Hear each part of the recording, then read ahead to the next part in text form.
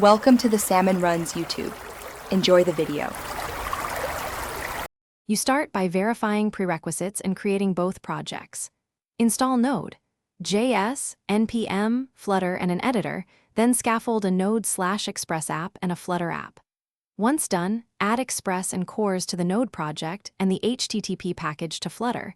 This lets your mobile client make HTTP requests. Make sure to keep ports and environment variables consistent. Set API port in, env, and match base URLs in Flutter. This avoids early connection mismatches and speeds up debugging. You now implement the API and test it independently.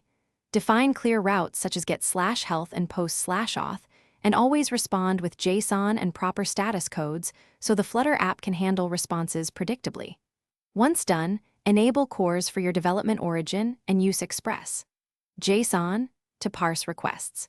Make sure to add simple validation middleware so malformed input is rejected early. This prevents client-side surprises. Test every endpoint with curl or postman to confirm behavior before wiring the front end.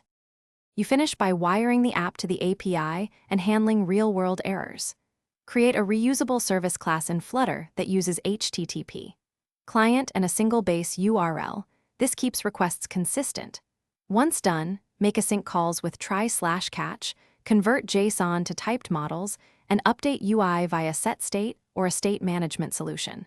Make sure to test on a physical device using your machine IP or ngrok, and implement timeout and 401 handling so users see clear feedback rather than silent failures.